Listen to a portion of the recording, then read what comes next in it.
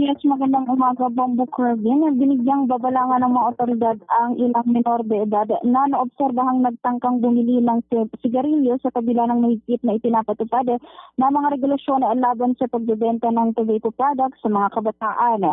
Sa isinagawang paglilibot-libot nga natin kanina, Bombo Kervin, ay napansin talaga natin na maraming mga minor de edad ang pilit na bumibili ng sigarilyo at meron pa nga talagang nagsisigarilyo sa mga gilid-gilid. Partikular na dito sa may malapit sa may City Hall, Bombo Kervin, na kung saan nga Bombo Kervin ay talagang ipinupuslit nila kahit na nandun ang presensya ng ating mga otoridad, Bombo Kervin, ay sobrang dami pa din kanina nating naobserbahan sa labas nga ng simbahan, Bombo Kervin. At ayon nga dito kay Ginang Florence Germanin din, kani-kanina lamang daw ay may tatlong kabataang kababaihan, Bombo Kervin, na nagtangkang bumili sa kanya o ng sigarilyo, Bombo Kervin. At nung tinanong daw na Bombo Kervin kung para kanino ang sigarilyo, ay sinabi nila nga para sa kanila, ay doon na daw nagsumbong si Ginang Florence sa mga otoridad natin. Kaya naman agad na inaksyonan nito ng mga kapulisan, Bombo Kervin, at hinanap talaga nila itong tatlong kabataan kanina lamang at tinangka pa nga nilang habulin, ngunit ito mabilis talaga itong mga kabataan natin, kaya naman hindi nila nakahanap, hindi rin nila nakabol, Bombo Kervin.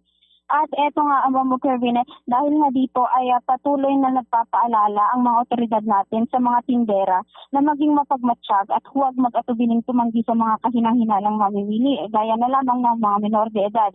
Samantala, pinagsabihan at minalaan na din ng mga otoridad natin yung mga kabataan na nandun kanina sa labasan ng simbahan habang ongoing pa rin itong Misa de Gallo natin, na huwag tangkaing bumili ng ng sigarilyo, Bombo Kervin, dahil mahigpit itong ipinagbabawal. At nananawagan din itong mga otoridad natin sa mga magulang at mga tagapag-alaga na mas tutukan ang kanilang mga anak upang hindi na malulong sa bisyo sa murang edad at magpatuloy ang regular na magpapatuloy po ang regular na monitoring at pag-iikot ng mga kinakaunang ng mga otoridad natin upang masiguro ang kaligtasan at kapakanan nga ng mga kabataan, lalo na at sobrang daming kabataan ang dumadalo dito nga sa may Misa de Gallo natin, Bombo Kervin. Bukod doon, Bombo Kervin, ay naging mapayapa naman ang ating ika-6 na araw ng Misa de Gallo at wala namang naitala ang rescue na kahit sino mga nahilo, Bombo Kervin, hindi gaya noong mga nakaraang araw, Bombo Kervin. At yan lamang ang ating ulat mula rito sa lungsod ng Kawayan, ako si Bombo Girly Banyaga. This is Bombo Radio Philippines, the #1 and most trusted source of news and information. Basta Radyo Bombo. DZNC. Bombo Girlie, kumusta yung bentahan ng puto bongbong? May mga nagtitinda ba dyan sa harapan ng simbahan?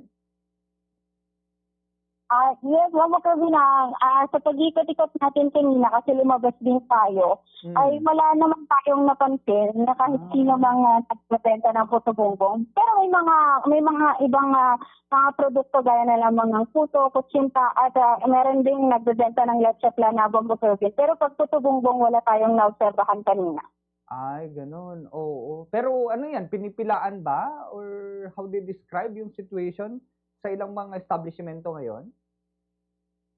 Yes, Bombo Kervin. Actually, ang piniplahan after ng Simbang Gabi, Bombo Kervin, ay itong mga lugawan natin at saka itong mga establishment na nagbebenta nga ng siomai, Bombo Kervin, ay talaga namang pinipilahan after ng Simbang Gabi. Pati na rin yung mga nagtitinda ng kakanin, actually, Bombo Kervin, ay ito, after ng Simbang Gabi, marami talaga